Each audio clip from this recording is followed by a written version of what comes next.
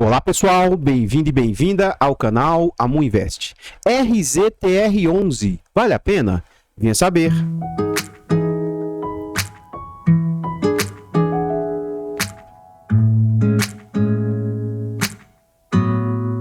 Artlist.io. Então, pessoal, antes da gente saber mais a respeito desse fundo imobiliário, eu gostaria de pedir humildemente, por favor, deixa o like no vídeo, comenta para nós, você conhece esse fundo? Você sabe quem é a gestora? Em qual setor ele investe? Você sabe como que anda as contas do fundo? Vou tentar trazer esses assuntos aqui para vocês. Compartilhe esse vídeo com as pessoas que você conhece, nos ajude a levar conhecimento e educação financeira a mais pessoas. Like, comentário e compartilhamento é de graça, não custa nada e vocês vão nos ajudar imensamente. Contamos atualmente com 3.423 inscritos e almejamos alcançar 5.000 inscritos até o final do ano ou, quem sabe, até o final de janeiro. Contamos com sua ajuda nessa meta aí. Temos também a opção de membro. Gostaria de agradecer imensamente aos últimos membros do canal, o Wellington, Paulo e Vinícius. O Paulo ele renovou e o Wellington e o Vinícius são membros novos. O Vinícius adentrou ao grupo e o Wellington, caso ele queira participar do grupo, é só me mandar uma mensagem que eu te mando o link para você participar. Gostaria de agradecer a todos os membros do canal e saibam, vocês colaboram demais. Se você está gostando do canal e quer nos ajudar, clique no botão azul de membro e descubra. Você vai ver que o valor é baixo, acredito que não vai te onerar, mas para a gente vai fazer uma enorme diferença, que é um grande apoio aqui para o crescimento e desenvolvimento do canal. Então, muito obrigado aos membros, obrigado mesmo. Tornando-se membro, você participa do grupo fechado de membro, dentre vários e outros diversos benefícios, tá? Muito obrigado a todos os membros aí e obrigado a todos os inscritos também. Vamos lá. Esse fundo, ele é um fundo do agronegócio. Cuidado! Não é um FIAGRO, ele é um fundo de investimento do agro. Então ele é um fundo imobiliário que investe no agronegócio. Eu estava vendo uma entrevista bem interessante que, se os gestores quiserem, eles podem pegar os FIAGROS e transformá-los em os fundos imobiliários do setor agro e transformá-los em FIAGROS, se eles quiserem. Então a gente vai ver como no decurso do tempo isso vai se comportar. Então esse fundo é do setor do agronegócio, foi lançado no mês 10 de 2020, na base de R$100. A gestora é a Risa, ele tem como mandato renda e conta com a liquidez de R$3.400.000 por dia, que é uma boa liquidez. Os usuários do site dão nota 4 de 5, esse fundo já faz parte do IFIX com 1% e conta com 11 milhões de cotas. Em termos de preço sobre valor patrimonial, no final da semana passada e nessa semana, esse vídeo eu estou gravando agora pela manhã e vai sair ao meio-dia, então estou gravando no dia, né? Então, os fundos deram uma boa recuperada no seu PVP. Esse fundo chegou a cair bastante e agora recuperou-se. Então ele está muito próximo ao seu preço sobre valor patrimonial. Então esse fundo está sendo negociado a 0,99 de PVP, o que significa 1% de desconto. Então esse fundo tem como patrimônio 1 bilhão e 87 milhões. Vamos gravar esse número que daqui a pouco, lá dentro do relatório gerencial, eu vou usar esse número para vocês, tá? Esse fundo tem 1 bilhão e 87 milhões de patrimônio e ele conta, o mercado está aceitando pagar 1 bilhão e 80 milhões. Então note que as cotas que foram lançadas na base 100 hoje valem R$ 98,00 e estão sendo negociadas a R$ 97,80. Tendo o mês 10 como referência, esse fundo conta com 37 mil cotistas. Vamos à frente. Aqui a gente observa o quanto o fundo vem sendo negociado. Então foi aquilo que eu falei para vocês. Atualmente ele está em R$ 97,80. Ele teve como mínima R$ 93,00 e teve como máxima R$ 108,00. Esse fundo ele foi lançado depois do momento pandêmico, assim, aquele momento bem drástico, foi março de 2020, então ele foi depois disso. Quando ele vem ao mercado, pouco tempo depois, esse fundo tem uma pequena queda. Rapidamente ele se recupera e atinge patamares bem interessantes, ó, de R$ 108,00, porque o mercado tinha voltado a se aquecer. Vem, entre aspas, a segunda onda e o fundo novamente começa a voltar ao seu PL e fica estabilizado ali. E aí, como todo o mercado, desde maio, mais ou menos, o mercado está em queda. Esse fundo saiu de patamares de R$ 106, R$ 107,00 para patamares agora abaixo dos R$ 100,00. Lembrando, como eu disse, teve alguns vales aqui, ó. E aí que está aquela situação. Ora, será que eu olho para essas quedas, desespero e vendo as minhas cotas, se eu já sou cotista? Ou eu olho para essas quedas e vejo como oportunidade e me posiciono no fundo? Assim, como o mercado deu uma recuperada, várias pessoas estão olhando isso de forma positiva. E de uma certa forma é bacana a gente ver o mercado em alta. Mas eu estou bem triste. Por quê? Como eu tenho poucos recursos, eu queria que o mercado estivesse em baixa e ficasse em baixa. E acredito que ele vai voltar, vai recuar e vai cair de novo. Não que eu estou sendo o que eu quero ruim, né? Mas é porque eu vejo a situação ainda de mercado, a situação econômica. Mas enfim. E as pessoas, por mim, eu não estou ficando satisfeito com a alta que está tendo.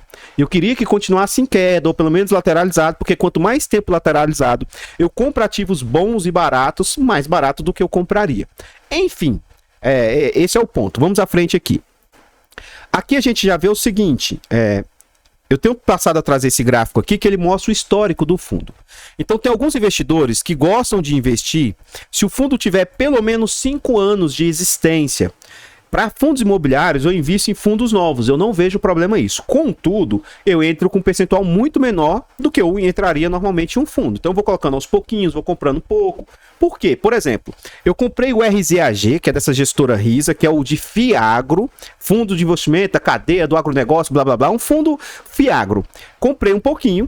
E fiquei um pouco triste, porque era para ele ter pago, não pagou no mês retrasado. Só que esse mês já pagou um yield assim. Por ser inicial, eu acho um yield bem aceitável.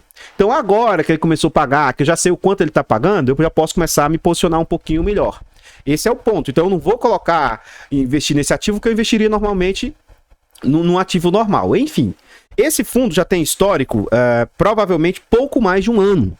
Então está começando a ter um ano. Tá? Mas tem alguns investidores que investem com pelo menos 3 anos de histórico. Então, em termos de histórico, esse fundo ainda não tem. Isso aí pode ser um ponto negativo do fundo. Aqui a gente acompanha o seguinte, o fundo estava estabilizado em mais ou menos 95 centavos, 90 centavos. E eu fiz questão de trazer logo esse vídeo, mesmo antes do gestor soltar o seu relatório gerencial, porque ele fez um anúncio de 1,25, que pelo que eu entendi, esse valor de 1,25 ele deve se manter durante um bom tempo. Contudo, isso aqui, pessoal, é um valor que a gente chama de não recorrente. Esse valor, o fundo hoje não tem condição de entregar 1,25. Contudo, esse valor, pelos cálculos que eu fiz, e eu posso estar errado, que eu ainda não tenho um relatório para ter uma certeza maior, ele deve se sustentar por pelo menos aí um ano, talvez mais, tá? Mas é um não recorrente. O que acontece? Eu vou explicar isso melhor quando a gente estiver lá dentro do relatório gerencial, eu falo um pouco melhor sobre isso, tá? Mas ele anunciou 1,25 e provavelmente, se o fundo assim o quiser, pode começar a entregar nesses patamares de 1,25. Esse fundo já passou por 2 subscrições e a segunda subscrição ocorreu, ele veio a mercado, que é o IPO, oferta pública inicial, né? E depois em março a abril ele fez, desse corrente ano, ele fez uma subscrição e chamou mais capital no mercado. Vamos à frente aí. O que a gente observa? As entregas do fundo. Então, ó, esse fundo começou entregando 90, caiu para 80, ficou nesse patamar de 80, teve uma queda para 70, 50 centavos e desde maio, com entrega em junho, o fundo vem se recuperando e agora sim entregando bons e excelentes resultados. Ó. 77, 90, 95, esse aqui é o patamar mais ou menos estável que o fundo consegue entregar. Por que você está falando isso, Amu? Porque dentro do relatório gerencial, a gente percebe o seguinte, que o fundo alocou todo o seu recurso. Então, talvez aqui pode ser que ele consiga extrapolar um pouquinho mais de 95, o resultado sustentável do fundo. Então, vai ser nessa faixa, entre 90 e R$1, mais ou menos, é o que o fundo hoje está tendo capacidade de entregar. Contudo, ele fez um anúncio de R$1,25, ele fez esse anúncio de entrega de 1,25, que vai ser pago, aliás, foi pago na data de ontem, 7 de dezembro. E isso equivaleu a um percentual, um yield de 1,30%, com base na cota de R$96. Mas como a gente vê é o seguinte, como eu disse, a cota que já chegou a valer, ó, 107, quase 108, atualmente está nos patamares de 96, 97, mas já teve 99, tá? Então, esse mesmo yield que era 1,30, na data de fechamento, como as cotas subiram, ó, esse já caiu para 1,28. E o fundo vem com um acumulado de 10,51%, que eu reputo ser um excelente yield para um fundo de tijolo. Esse fundo, ele é e não é de tijolo, ele é e não é de terras físicas. E eu vou explicar um pouco melhor como que funciona mais à frente. Vamos à frente aí, vamos lá. Aqui a gente vê algumas características do fundo. O relatório da gestora eu acho assim que poderia ser melhorado, poderia ter um pouco mais de informações, mas eu tento trazer o máximo que dá para trazer de informações. Aí ele fala: o Risa Terrax tem 3 diferentes estratégias: sale and leaseback. O que funciona isso aqui? A pessoa vende para a gestora, vende para a Risa com o intuito já de alugar a terra, ou seja, ele vende para fazer caixa, totalmente com esse sentido. E ele tem essa estratégia de land equity, que ela vai ser semelhante ao buy to lease. Inclusive, aquele resultado extra, ele originou dessa estrutura de land equity aqui, ó. Enfim, é um fundo indeterminado, é um fundo que já fez 2 emissões, que conta com 11 milhões de cotas, a taxa de 1,25, a taxa de administração, se a gente vai ver melhor. Ele tem taxa de performance. Vamos mais à frente aqui para a gente ver com mais detalhes aqui, vamos lá. O que a gente observa aqui, ó? O IFIX fechou outubro com desvalorização de 1,47. A gente vê o IFIX e a bolsa com a queda bem pujante recentemente, né? No ano, vem com queda de 6,77. Enquanto o Ibovespa teve uma queda de 6,74, acumulando no ano 13% de queda. Então, poxa, é normal que as carteiras estejam negativas ou que tenham perdido um bom percentual daquilo que tinha acumulado, né? Aí ele continua. Em outubro, o cupom aumentou a Selic para 7,75. Ele aumentou 1,5 de uma vez só. Inclusive, nessa semana a gente vai ter uma nova reunião aí para a gente... Alguns acreditam que essa taxa ela pode ir para 9, 9,25, 9,5, exageradamente aí, 9, 9,25 ou 9,5. E tudo pode acontecer, até mais ou até menos que isso.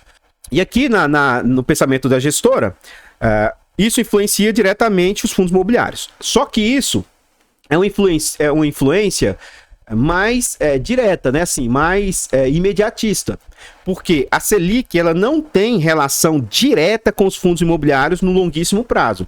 No longuíssimo prazo, o que tem relação são as curvas longas de juros, que pelo menos é o mais sensato a se fazer. Ora, por que eu investiria em renda variável para ter o mesmo que eu receberia em renda fixa? E renda fixa, você não olha para Selic. Renda fixa, você olha para a curva longa de juros. Então, poxa, quanto é que está a NTNB 2035, 2045? Quanto é que está lá na frente os juros? Aí, o que eu vou ganhar lá na frente, eu quero um prêmio de risco por investir em renda variável. E aí os fundos imobiliários, geralmente, tem um spread aí entre o NTNB longo e o que o fundo realmente vai pagar.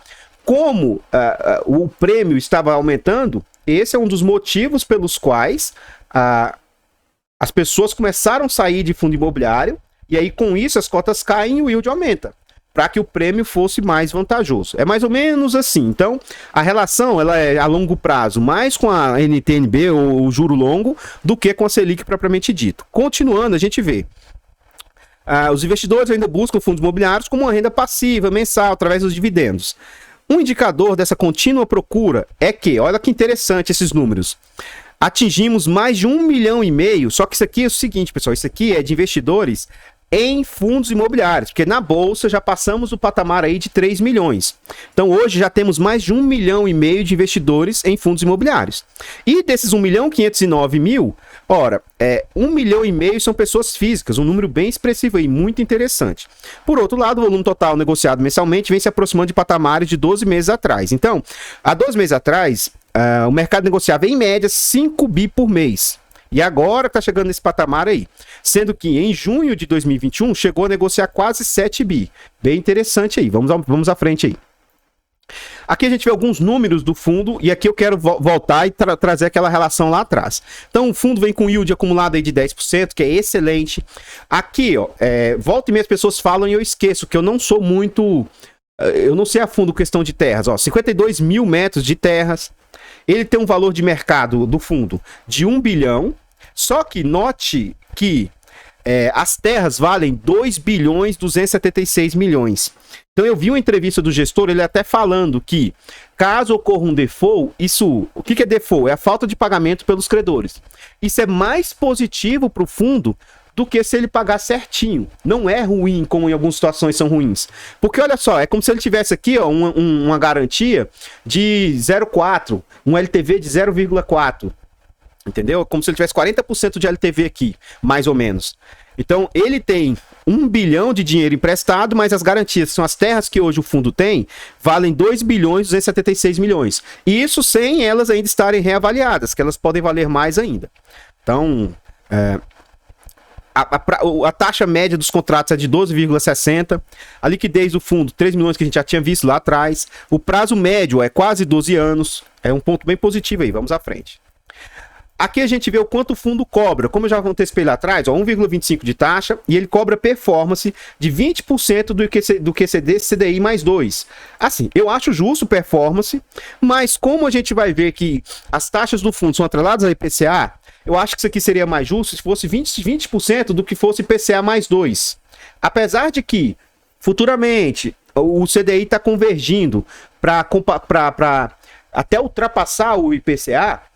No longo prazo, caso se controle essa situação, passa a ser mais vantajoso para nós. Mas na atual conjuntura, eu acho que seria mais justo um IPCA mais 2 aí. Novamente, para longuíssimo prazo, e se mantiver o CDI acima do IPCA, que é o mais normal, isso aqui passa a ser bem vantajoso. Mas na prática, eu não sei a usabilidade disso, eu não sei calcular essas taxas aqui. Então, o que eu faço constantemente com vocês? Eu venho aqui, pego o total de despesas, que é isso aqui, ó. A gente vai ver o acumulado do primeiro semestre e desde o início do fundo. O que eu vejo como bem negativo na gestora? Ela não traz para esse fundo, ela não traz o individual do mês. Poxa, deveria trazer, na minha humilde opinião, né? Mas a gente vai calcular com o que tem. Deveria trazer o do mês, pelo menos dos 6 últimos meses. Deveria trazer o acúmulo, o alto aqui do semestre, desde o início do ano aí, beleza, mas ele não traz. Deveria trazer o acúmulo que tem, por exemplo, de saldo, isso em centavos, tá? Por quê? Ó? Em 2020, o fundo distribuiu 95%, ficou com 5%. No primeiro semestre, ele distribuiu 100%. E desde o início, ele distribuiu 99%. Ou seja, dá a entender que o fundo tem algum valor ainda não distribuído. Mas vamos calcular na prática o que essas despesas representam. E aí, ó, como que ele ganha as receitas dele? Realmente, das terras... representam 8 milhões, 32 milhões, a gente vai calcular esse e esse. Ó. Então, no semestre, ele ganhou 32 milhões de receita imobiliária e mais 1 milhão e 800 de receita financeira. Então, o que é receita financeira? De dinheiro que estava em aplicações até ele ser alocado. Então, o total de receita, 33 milhões. E as despesas? As despesas foram taxas, 3 milhões e 600 e performance, 640 mil. Por enquanto, a performance não tem impactado tanto assim o fundo. E outras despesas aqui que não aparecem, 253 mil. Então, vamos calcular aqui agora. Vamos lá, ó. Nós vamos pegar aqui esse total aqui de despesas, 4.538 vezes 100, e dividir pelo total receitado 33.983. A gente vai ver o seguinte, que a taxa do fundo ter orbitado 13,35% e até 15% eu reputo ser uma taxa aceitável, uma taxa a qual eu estou disposto até pagar.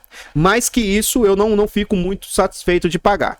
Vamos ver no acumulado para ver se não destoa. Desde o início, o fundo teve como despesas totais 5.682 vezes 100 e receitou um total de 43.169. Vamos ver o que isso representa. Novamente 13%. Ou seja, em termos de taxa, está um pouquinho alto, mas está dentro dos 15% que isso é coisa minha, não quer dizer que seja uma regra, que eu reputo ser saudável aí, que eu estaria disposto a pagar. Vamos à frente. Aqui são as estratégias do fundo. Em tese, o fundo quer ter no máximo 3% em caixa, ele quer ter buy to lease 35%, sale and leaseback quer ter 57% e lend equity 5%. Tá? É o que ele quer ter. E como que estava em outubro? Em outubro, o fundo tinha 50% em buy to lease, sendo que já estava 45% aplicado e ainda ia liquidar 5%. Ele tinha em caixa 8% e comprometido desses 8%, 14%, que é coisas que vão liquidar aí no total. Seu leaseback, ele queria ter 49%, desses 49% aqui, ó. Ele já tinha desembolsado 47% e ia liquidar mais 2%. E ele queria ter em land equity 5% e a princípio não tinha nada aqui totalmente investido. Ele fez uma estratégia de land equity. E aí o que ele fez? Vou explicar melhor agora de onde que veio aquele resultado. Ele comprou umas terras para fazer essa aplicação em land equity, Só que deu tão certo que procuraram o fundo e quiseram comprar rapidamente essas terras. Então essas terras, em tese, nem chegou a vir para o fundo. O fundo comprou de A, só que antes dele vir para o fundo, meio que passou pelo fundo e ele automaticamente repassou para B. Sabe, foi bem rápido. Ele comprou aqui, veio para o fundo e o fundo rapidamente repassou para B aqui, tendo um ganho de capital altíssimo, altíssimo mesmo. Então o ganho de capital que o fundo auferiu foi de mais de R$4 por cota. Por isso é o seguinte, a gente está vendo que ele está distribuindo 25 centavos. Por isso que eu disse também que o fundo conseguiria se sustentar no mínimo um ano. Se ele distribuir 25 centavos durante 12 meses, isso aqui vai dar, pessoal, R$3, ainda sobra dinheiro aí. Então, durante um ano, se o fundo quiser, ele consegue distribuir esses R$1,25 tranquilamente. Só que, e isso é um não recorrente, isso aí não vai se sustentar no longuíssimo prazo. O normal do fundo entregar é entre 90 centavos e R$1. Vamos à frente. O fundo possui 14 ativos. Como eu disse, as taxas de contratação, nesse aqui não vai mostrar, infelizmente. Aqui a gente vê as estratégias dos ativos que ele tem. O Buy to Lease, que ele comprou já no objetivo, entre aspas, fez no formato que essa empresa queria.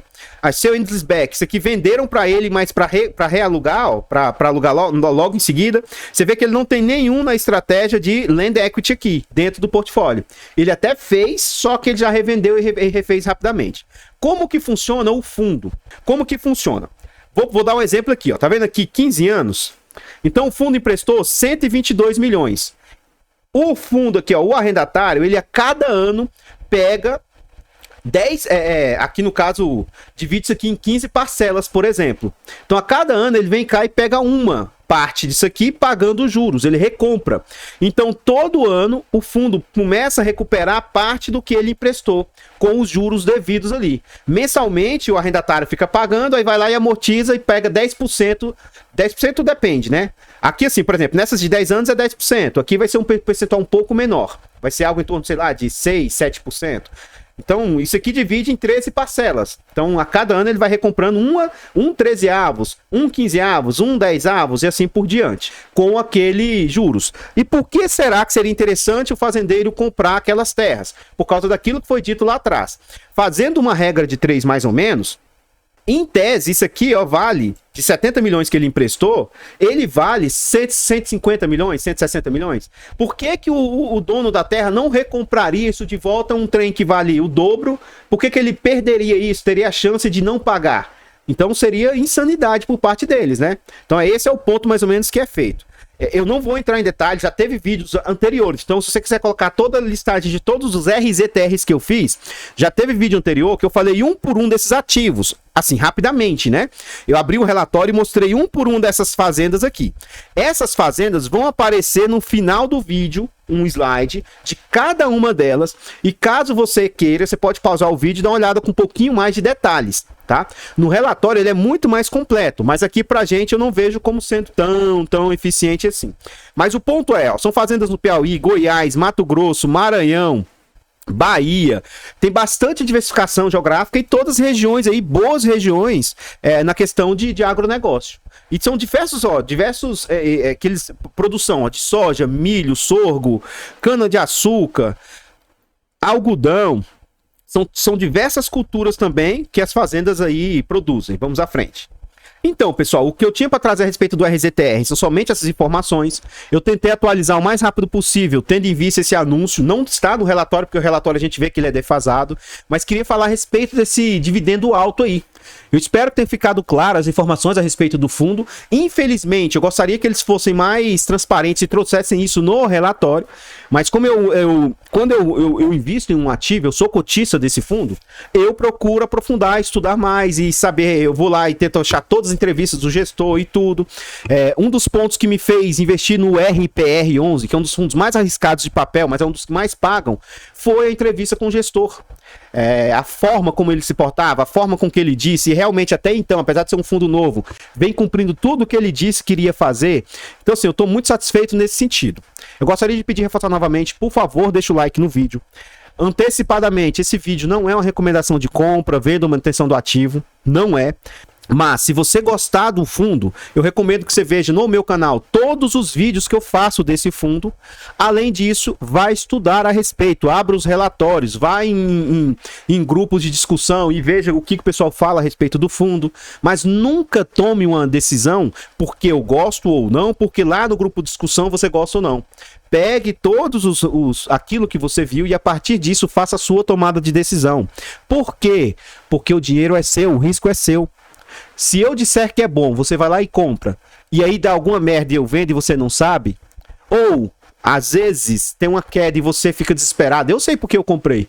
Se cair mais e não perder fundamento, eu vou comprar mais. Só que as pessoas vêm caindo e se desesperam e começam a vender, desfazer da posição. Então eu vejo quedas como oportunidade. Só tem que tomar cuidado porque nem tudo que cai é uma oportunidade. Mas enfim, não compre porque eu sou cotista, não compre porque eu trouxe o vídeo, não compre porque eu falei bem, compre porque você estudou e gostou do ativo. E aí vá ver entrevistas com os gestores. Eu espero que nesse ano que vai vir aí, de 2022, eu consiga começar a fazer entrevista com gestores. Eu tenho pelo menos 2 ou 3 gestoras que já se predispuseram a fazer live comigo. Eu vou ver se eu consigo fazer algumas lives testes com os membros do canal, só para eu ir testando e depois, se for o caso, eu abrir para entrevista com gestores. Então é isso, gostaria de pedir novamente, compartilhe o vídeo com as pessoas que vocês conhecem, se inscreva no canal, nos ajude a chegar nos 5.000 inscritos. Muito obrigado a todos os inscritos do canal, obrigado a todos os membros que colaboram, saibam que vocês estão sendo um fator primordial para o crescimento do canal. Tá assim, longe de um valor que seria sustentável para o canal ser viável financeiramente, mas eu criei esse projeto porque eu gosto disso aqui. Eu não criei ele visando algo financeiro, mas as coisas se sustentam por meio financeiro, né? Então, não tenho pressa, não tô aqui pela carniça do dinheiro, mas caso vocês queiram apoiar, isso vai ser de grande valia pra gente. Enfim, muito obrigado a todos os membros. Os membros que ainda não fazem parte do grupo do Telegram, que quiserem fazer, é só mandar uma mensagem, eu respondo todos os comentários do YouTube, todos, e eu vou identificar a mensagem de vocês e mandar o link o quanto antes. Eu vou ficando por aqui, vou deixar passando mais alguns slides, que são os das fazendas. Qualquer coisa vocês vejam com atenção, e eu espero encontrá-los nos próximos vídeos. Fiquem todos com Deus, tenham uma boa tarde. Fui!